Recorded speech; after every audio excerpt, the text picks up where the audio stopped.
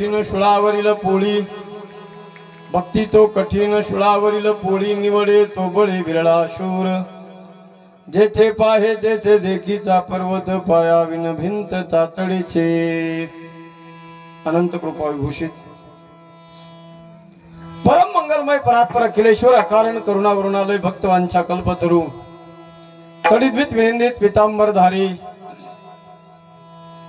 अखिल कोटी ब्रह्मांड नायक, कर्तुम अकर्तुम अन्यथा कर्तुम परात्पर परमात्म्याच्या सेवेकरता गायलेला अभंग, महान भगवत भक्त वैराग्याचे मूर्तिमंत पुतळे देहुनिवासी ज्ञानेश प्रिय श्रीमंत संत जगद्गुरु तुकोबारायांचा अत्यंत सुंदर गोड असा 4 चरणाचा अभंग असून प्रस्तुत अभंगाच्या माध्यमातून श्री तुकोबाराय भक्तीचा महिमा, भक्तीचं महिमान या अभंगाच्या माध्यमातून वर्णित करतायत। विठाला विठाला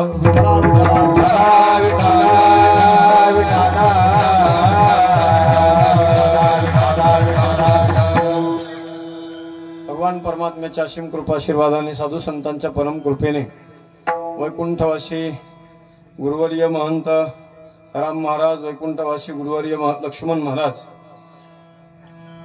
यांच्या परम कृपा आशीर्वादाने, नगद नारायण महाराजांच्या परम कृपा आशीर्वादाने मौजे गोसापुरी या सुंदर आणि गोड गावामध्ये गेल्या 2 वर्षापासून अव्याहतपणे सुंदरपणे संपन्न होत असलेला दिव्य आणि भव्य हा अखंड हरिनाम सप्ताह तथा कीर्तन महोत्सव सोहळा, छत्रपती शिवरायांच्या जयंतीचं उत्सवाचं एक औचित्य साधून प्रारंभ केलेला सर्व तरुण तडफदार मंडळी, सर्व ग्रामस्थ मंडळी, कार्यकर्ते मंडळींच्या अथक आणि अनमोल सहकार्यातून संपन्न होत असलेला हा गोड आणि सुंदर सोहळा आदरणीय रामगडाचे महंत, विद्यमान महंत आदरणीय योगीराजजी महाराज यांच्या गोड मार्गदर्शनाने गोड असा हा सोहळा संपन्न होत असताना चालू वर्षाच्या द्वितीय वर्षाच्या चतुर्थ दिवसाची वाङ्मयीन सेवा ज्यांच्या माध्यमातून माझ्यापर्यंत पोहोचली, आपल्या गावातीलच असणारे एक धडाडीचं व्यक्तिमत्व असणारे आदरणीय आमचे परमस्नेही फारुखजी शेख यांच्या माध्यमातून या सेवेचं निमंत्रण माझ्यापर्यंत पोहोचलं। खऱ्या अर्थाने आपण सर्वजण फार भाग्यवान आहोत की आपला सगळ्यांचा जन्म बीड जिल्ह्यामध्ये झालाय आणि बीड जिल्ह्यामध्ये जन्म झालाय याच्यामुळे आपण भाग्यवान याच्यासाठी आहोत कारण बीड जिल्ह्यामध्ये जेवढे संत महापुरुष झाले सज्जन हो, तेवढे संत महापुरुष अन्य जिल्ह्यामध्ये नाही झालेले। वारकरी संप्रदायाचे आध्वर्यू मंडळी सगळे बीड जिल्ह्यामध्ये आहेत। तुम्ही बघा, वैकुंठवासी बंकट स्वामी महाराजांपासून आजपर्यंत महाराष्ट्रातले टॉप सप्ताहातले कोणता बी मोठा सप्ताह असू द्या, त्या मोठ्या टॉप सप्ताहामध्ये कीर्तनकार बीड जिल्ह्यातले, गायक बीड जिल्ह्यातले, वादक बीड जिल्ह्यातले। बीड जिल्हा म्हणजे सामान्य नाही सज्जन हो, बीड जिल्हा म्हणजे महाराष्ट्राची आन बान आणि शान म्हणजे बीड जिल्हा, लक्षात घ्या। खऱ्या अर्थानं मी बी भाग्यवान आहे, जन्म माझा बीड जिल्ह्यातलाच आहे। राहायला जरी आता पैठणला असलो नाथांच्या पावन सानिध्यामध्ये, पण मूळ गाव आमचं माजलगाव तालुक्यात आहे। खऱ्या अर्थानं सज्जन हो, अनेक महापुरुषांची भूमी म्हणजे हा बीड जिल्हा आहे आणि त्यातली त्यात आपण परम भाग्यवान याच्यासाठी आहेत। बघा, भारतासारखा देश आपल्याला लाभलाय आणि महाराष्ट्रासारखं राज्य आपल्याला मिळालं आहे, कारण महाराष्ट्राची एक आगळी आणि वेगळी ओळख म्हणजे महाराष्ट्र ही संतांची भूमी आहे। त्यातली त्यात मराठवाड्यात पुन्हा बीड जिल्हा। बीड जिल्ह्याशिवाय वारकरी संप्रदायातलं कोणतंच कार्य पूर्ण होत नाही सज्जन हो। ना कीर्तन होतंय, ना गायन होतंय, ना वादन होतंय, ना भागवत होतंय, ना रामायण होतंय, काहीच नाही। असा एक विशेष कृपा आमचे गुरुवर्य वैकुंठवासी पांडुरंगजी महाराज वैद्य बाबा आळंदीमध्ये असताना मला सांगायचे, विचारलं ना त्यांनी, पोरांनो कुठले रे तुम्ही? आम्ही जर म्हणलं ना बीड जिल्ह्यातले, तर ते म्हणायचे, अरे तुमच्या बीड जिल्ह्यातले लेकर जन्माला आले ना, तर ते जन्माला आल्याबरोबर रडताना सुद्धा ते स्वरात रडतात। ही खासियत आहे सज्जन हो, या मातीची आहे। आणि का नसावं वैशिष्ट्य सज्जन हो, वेगळीकता असली पाहिजे आणि त्याचा आपल्याला समर्थ स्वाभिमान असावा।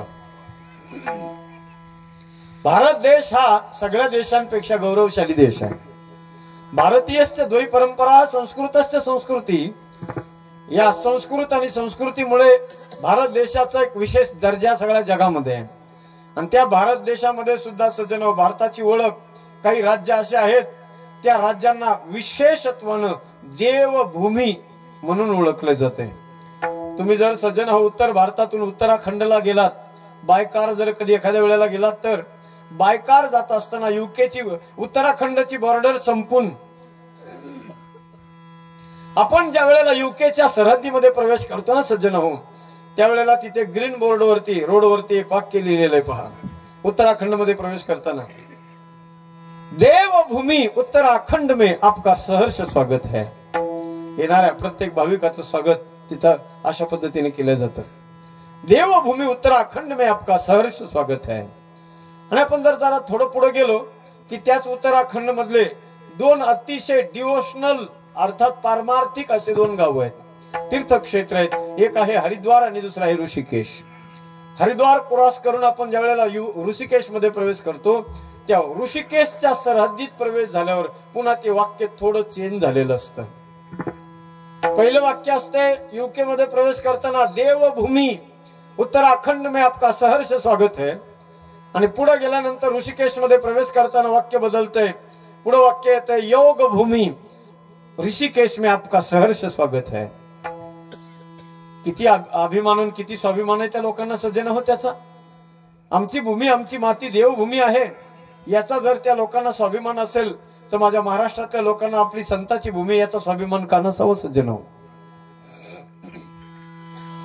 ज्या ज्या ठिकाणी माझ्या महाराष्ट्राच्या बॉर्डर असतील, ज्या ज्या ठिकाणी महाराष्ट्राच्या बॉर्डर असतील, महाराष्ट्रात येणाऱ्या बॉर्डर क्रॉस करून आतमध्ये आला की त्या बाउंड्रीवर बॉर्डरवर एक वाक्य लिहिलेलं असलं पाहिजे ग्रीन बोर्डावर सज्जन हो, संत भूमी महाराष्ट्रात आपलं सहर्ष स्वागत आहे. अरे उत्तराखंड जर देवभूमी असेल तर माझा महाराष्ट्र संतांची भूमी संतांची भूमी आहे. आणि म्हणून अतिशय आनंदाची गोष्ट आहे सज्जन हो, बीड जिल्ह्यामध्ये कीर्तन करायचं म्हटलं की कीर्तनकाराला कीर्तन करणं काहीच अवघड नाही बघा. कारण सगळं पाठांतर असलेली मंडळी आहेत, नंबर 1 चे गायक वादक तुम्ही बघा, अगदी 1 नंबरचे टॉप सगळी माणसं बीड जिल्ह्यामधले आहेत. आणि अशा या वैष्णवाच्या मांदियाळीमध्ये अनेक गड मठ साधू संतांचे सगळे दरबार या बीड जिल्ह्यात आहे. आणि अशा या पवित्र दरबारामध्ये घोसापुरी सारख्या या सुंदर आणि गोड गावामध्ये नव्यानेच परमार्थ सुरुवात झाली सज्जन हो. एकच मी सुरुवातीला परमात्म्याकडे विनंती करील की एवढा देखणा आणि एवढा भव्य दिव्य उत्सव बीड जिल्ह्यात पहिल्या वेळेस मी पाहतो, पहिल्या वेळेस. नाहीतर आम्हाला तिकडे खांदे जळगाव त्या भागात जर गेलं तर मग असे डोमचे मंडप असतात मोठमोठे 8-8, 10-10 लाखाचे. पण हे सगळं वैभव बघायला मिळते सज्जन हो. तरणा भाग्यवंत नटे हरी कीर्तनात. भगवान परमात्मा कोणाच्या हातून काय काम करून घेईल सांगता येत नाही बघा. पहिली गोष्ट फारुख शेख हे नाव ऐकलं की लोक दचकत येत. अरे मुस्लिम समाजाचा माणूस सप्त्याचं नियोजन करतो. अरे त्याचं काही नसतंय सज्जन हो. परमात्मा अंतकरणात असावा लागतो. एक गोष्ट सांगून जाईन तुम्हाला, एक सत्य घटना आहे सज्जन हो. एक जवान मुलगा बर का भारूबाई, जवान मुलगा, तरुण तडफदार मुलगा, होत करू मुलगा, ग्रॅज्युएशन कंप्लीट झालेला पोरगा, नोकरीच्या शोधामध्ये दर बदर फिरत होता, भटकत होता. आज तरी नोकरी मिळेल, उद्या तरी नोकरी मिळेल म्हणून नोकरीच्या शोधासाठी दरबदर फिरणारा भटकणारा पोरगा. न्यूज मिळाली दिल्लीमध्ये सिलेक्शन होणार आहे पोरांचं, ग्रॅज्युएशन कंप्लीट असलेल्या पोरांचं सिलेक्शन होणार आहे. पोरगा सज्जन हो वैमानिक होण्यासाठी तयार झालाय, वैमानिक बनायचे स्वप्न आहे त्याचं. आसमंतामध्ये आकाशामध्ये झेपावण्याचं स्वप्न त्या पोराचं होतं सज्जन हो. आणि फार गरिबीची हलाखीची परिस्थिती, काही नाही जवळ, घरी अत्यंत सकाळी खाल्लं तर संध्याकाळी काय खावं याची पंचायत. भगवान परमात्म्याच्या दरबारामध्ये जाऊन सज्जन हो जे काही मिळेल ते खायचं, उदरनिर्वाह करायचा. असा हलाखीच्या परिस्थितीमध्ये जीवन जगणारा पोरगा, तरुण तडफदार होतकरू पोरगा सज्जन हो. सिलेक्शन होणार आहे या आशेनं सज्जन हो पोरांनी घरच्या लोकांना विनंती केली, आता मला काही पैसे लागणार आहेत, मला काहीतरी तुम्ही द्या.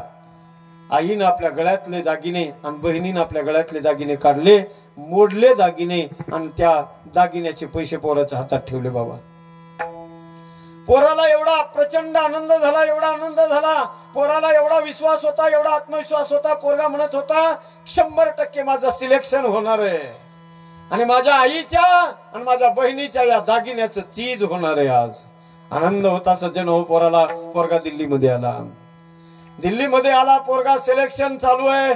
त्यावेळेला थोडक्यात पोराचं सिलेक्शन हुकलं.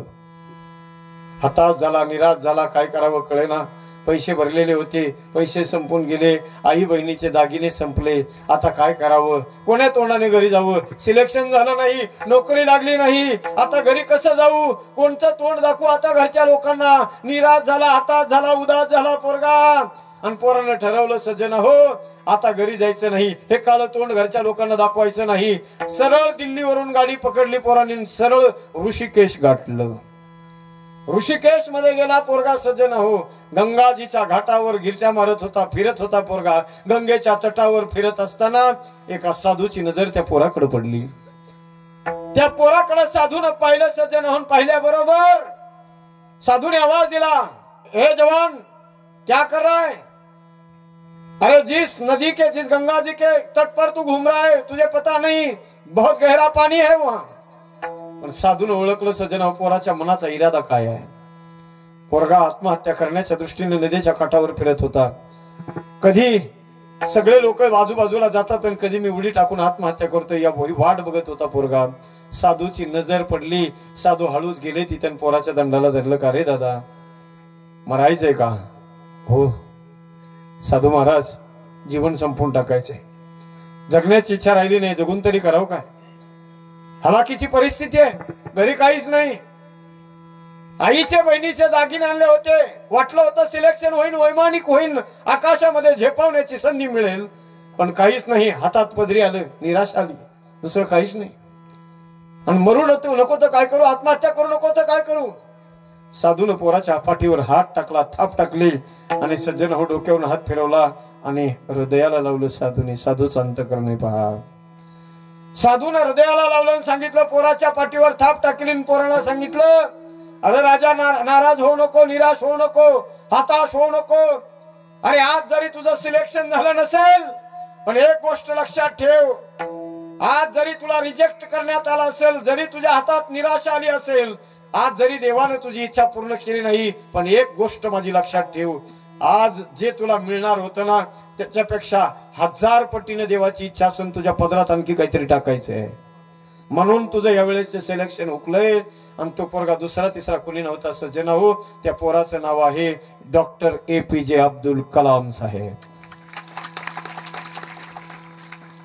एका साधूचा आशीर्वाद पाठीवर पडलेला पोरगा आज जेवढं म्हणून काही भारताची गरिमा अस्मिता सज्जन हो आस म्हणतात. भारत जो काही आज छाती ठोकपणे जगाच्या समोर छाती पुढे काढून चालतो ना सज्जन हो, ही देण जर कोणाची असेल तर डॉक्टर APJ अब्दुल कलाम साहेबांची आहे. म्हणून माणसाच्या हुलियावरून कुणाचा काही अंदाज घ्यायचा नसतो, मला हे म्हणायचंय बरं का फारुख भाई. जीवनामध्ये जर एखाद्या माणसानं ठरवलं ना सज्जन हो तर काही बी होऊ शकते, काही बी होऊ शकते. अरे माणसाच्या प्रत्येकाच्या अंतःकरणामध्ये घर करणं सोपं काम नाही, सोपं काम नाही. Nothing is impossible in the world. सहजासहजी काही मिळत नाही जीवनामध्ये सज्जन हो. Success doesn't come to you, you have to go it. सफलता ही माणसाच्या जीवनामध्ये येत नाही, काहीतरी करण्याची दानत माणसामध्ये पाहिजे. आणि एक सांगू सज्जन हो, खऱ्या अर्थाने मला आनंद एका गोष्टीचा वाटतोय की ज्या गावात कधी सप्ताहच होत नव्हता त्या गावामध्ये गावातल्या लोकांनी सप्ताह केला. आणि सप्ताह केला तर असा केला की जिल्ह्यात नंबर 1 चा सप्ताह केला. आणखी काय पाहिजे सांगा? आणि अंतःकरणामध्ये श्रद्धा आहे, श्रद्धापूर्वक अंतःकरणाने हा सगळा उत्सव ही मंडळी करतात. मला एकच म्हणायचे माझ्या भगवंताकडे की या गोड उत्सवाला कोणाची नजर लागू नये. अतिशय देखणा हा सुंदर सोहळा या ठिकाणी संपन्न होतोय. परिसरातील सर्व गुणवान मंडळी या ठिकाणी आवर्जून उपस्थित आहेत. ज्यांनी गोड चाल गायली आदरणीय आमचे परम स्नेही परम मित्रवर्य आदरणीय नारायणजी महाराज काळे बाबा, आपल्या चरणी मनापासून वंदन आहे. त्यांना गोड ज्यांनी साथ केले आमचे आदरणीय श्री बंडूजी महाराज जटाळ, आपल्यालाही मनापासून वंदन आहे. शरीराने विकलांग आहेत पण मनाने स्ट्रॉंग आहेत. मानसिकता फार स्ट्रॉंग आहे सज्जन हो. आपल्याला ही मनापासून वंदन आहे. भगवान परमात्मा तुम्हाला उदंड आयुष्य देवो. आणि या दोघांच्याही गोड गाण्याला सुंदर अशी मृदंगाची साथ करणारे आमचे आदरणीय प्रमोद दादा, आपल्यालाही मनापासून वंदन आहे. एकदा जोरदार टाळी त्यांच्यासाठी वाजवायचे.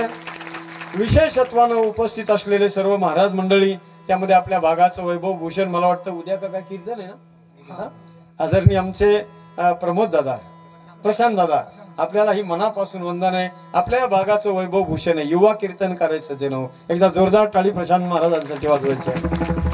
फार जास्त आमचा संबंध दाट येत नाही, पण नक्की आमचे प्रत्येकाचे दोघांचे एकमेकांच्या विषयी अगदी नितांत प्रेम आहे. आदरणीय आपल्या या भागाचं वैभव असणारे पद्मुले सर, आपल्यालाही चरणी मनापासून वंदन आहे. फार दिवसापासून मी त्यांनाही पाहतोय. आपल्या गावातील सर्व भजनी मंडळी, परिसरातील सर्व भजनी मंडळी, गायनाचार्य, आदरणीय आमचे गुरुबंधू माऊली महाराज, आपल्यालाही मनापासून वंदन आहे. आदरणीय त्र्यंबक महाराज, आदरणीय सगळेच महाराज मंडळी, तुम्ही आता सगळ्यांनाच मनापासून वंदन. संस्थेतील सगळे आळंदीवरून आलेले सर्व बालगोपाल मंडळी, गोड आमचे साऊंड सिस्टीम वाले दादा, खूप छान, अतिशय सुंदर गोड अशी साऊंड सिस्टम, एकदा त्याच्यासाठी सुद्धा टाळी वाजवा सगळ्यांनी.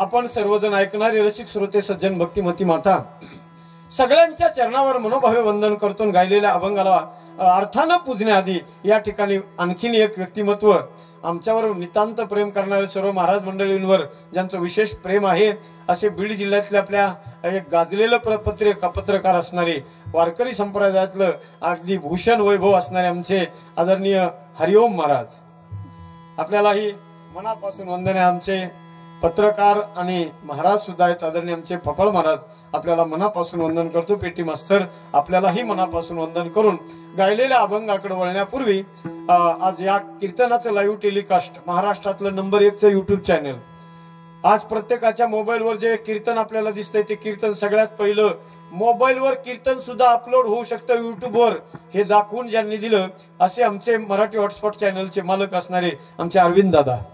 वयावर जाऊ नका, फार मोठं नाव आहे सज्जन हो. 20 लाख सबस्क्रायबर आहेत, 20 लाख. आणि आज आवर्जून फारुख भाई त्यांना घेऊन आलो मी. एवढा सुंदर कार्यक्रम आहे आणि तो शूट झाला पाहिजे, सगळ्या महाराष्ट्रात गाजला पाहिजे. आमच्या पत्रकार साहेबांचं बे विठाला विठाला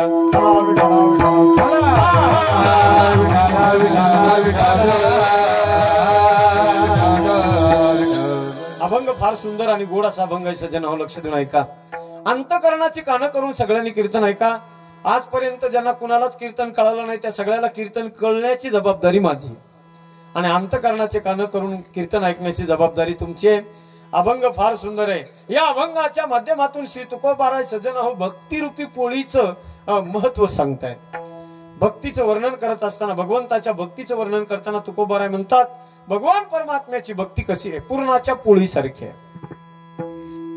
माता मौलांना लक्ष देऊन ऐका. पूर्णाच्या पोळीची उपमा भगवंताच्या भक्तीला दिली आहे.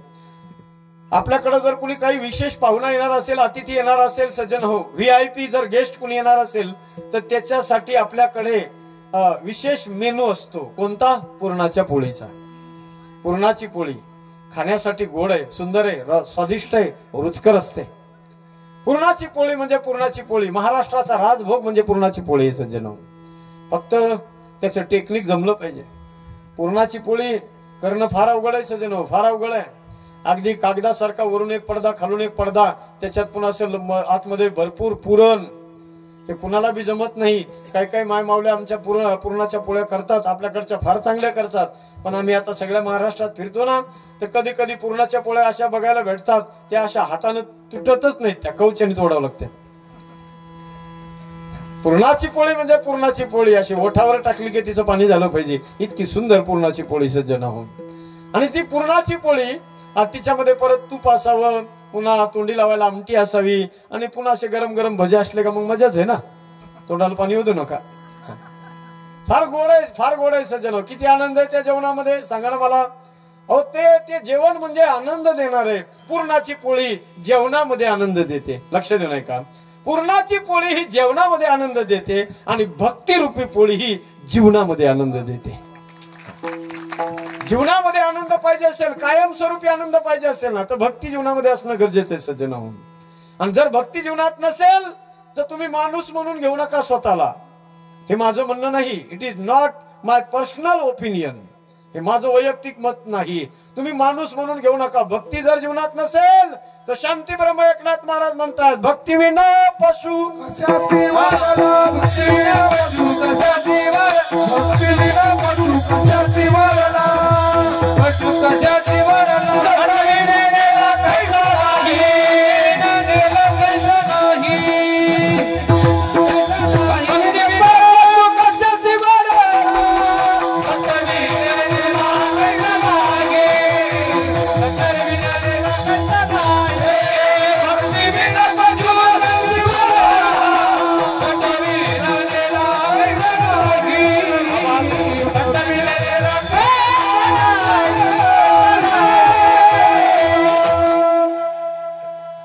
शब्दाकडे ध्यान द्या सज्जन हो.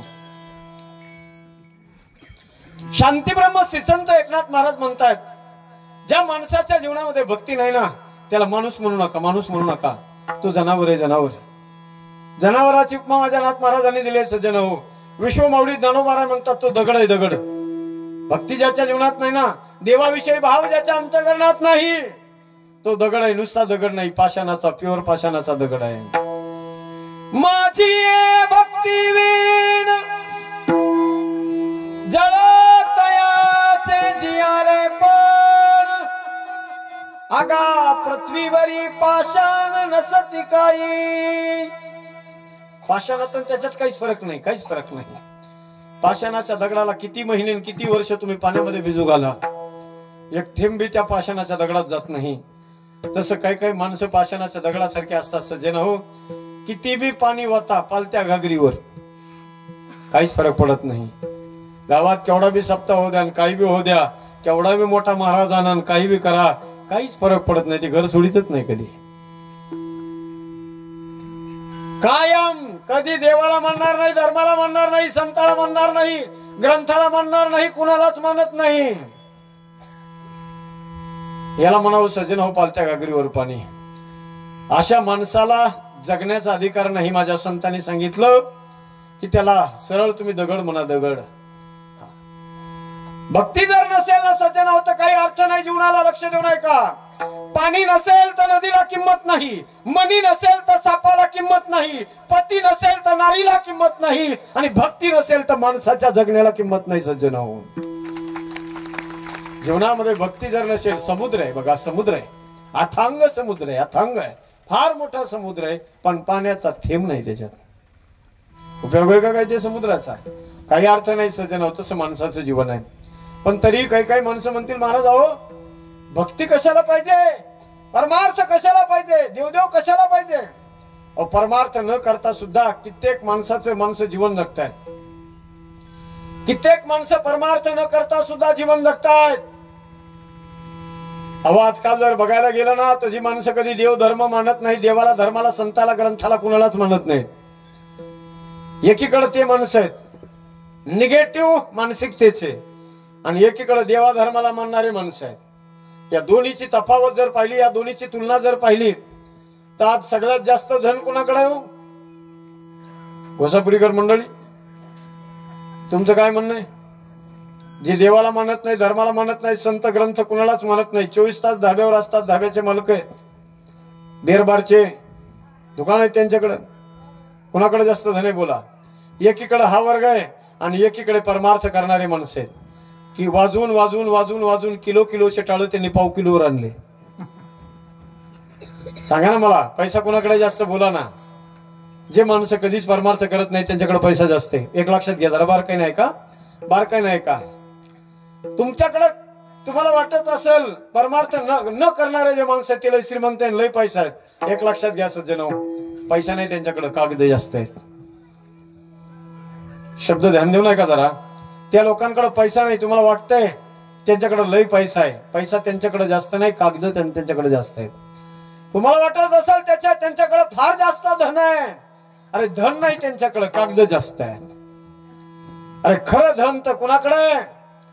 आमच्या वारकऱ्याकडे खरं धन आहे सज्जनो, वारकऱ्याकडे खरं धन आहे. परमार्थ महाधन जोडी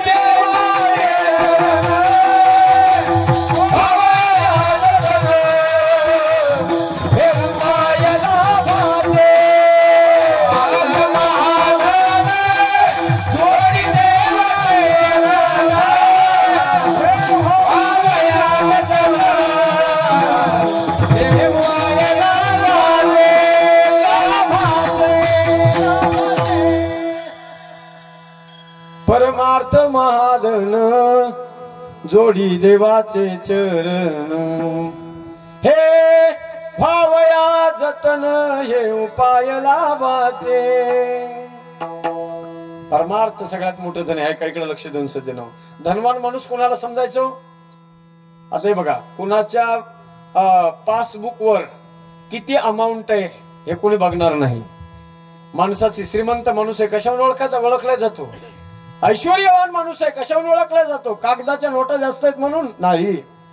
अरे माणसाची खरी श्रीमंती कशावर कळते सांगू? चेहऱ्याकडे पाहिल्याबरोबर प्रसन्नता ज्या चेहऱ्यावर दिसते ना समजायचं त्याच्यासारखा श्रीमंत जगात दुसरा कोणी नाही सज्जन। आणि काही काही धनवाले माणसं बघा मरणाची पैसा आहे मरणाचा पैसा कुठे ठेवा याची पंचायत आहे। आणि चेहऱ्याकडे पाहिलं तर मी यार होता क्यों बोले सुरतच व्हायची।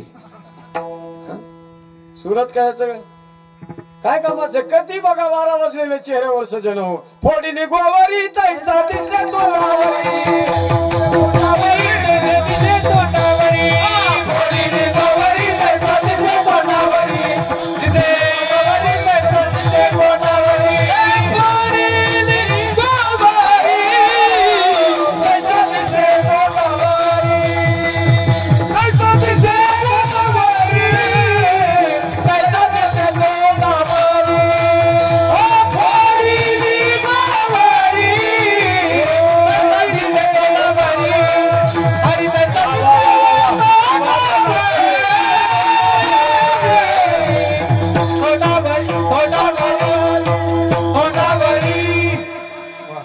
चेहऱ्याकडे बघा चेहऱ्याकडे कधी मी बघितलं ना तर असं दिसतंय फोडीली गोवरी तैसा दिसे तोंडावरी।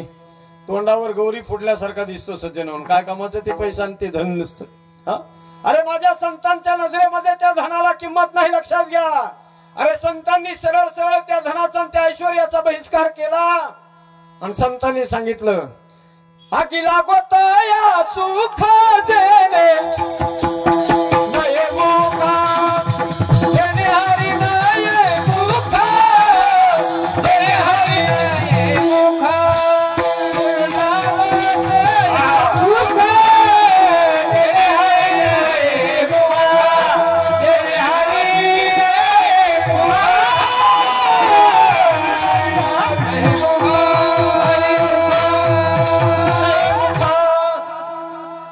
अगिला गोतया सुखा जेने हारी नये मुखा। आग लागू द्या म्हणतात संत त्या धनाला आणि त्या ऐश्वर्याला आणि त्या मोठेपणाला सज्जन हो। अरे जर त्या ऐश्वर्यामध्ये त्या संपत्तीमध्ये जर तुमच्या भगवंताचा देवाचा जर कुठंच काही आधार आश्रय नसेल तर काय कामाचं ते ऐश्वर्य? सरळ सरळ माझ्या संतांनी त्या ऐश्वर्याचा बहिष्कार केला। विठ्ठला विठ्ठला विठ्ठला विठ्ठला विठ्ठला।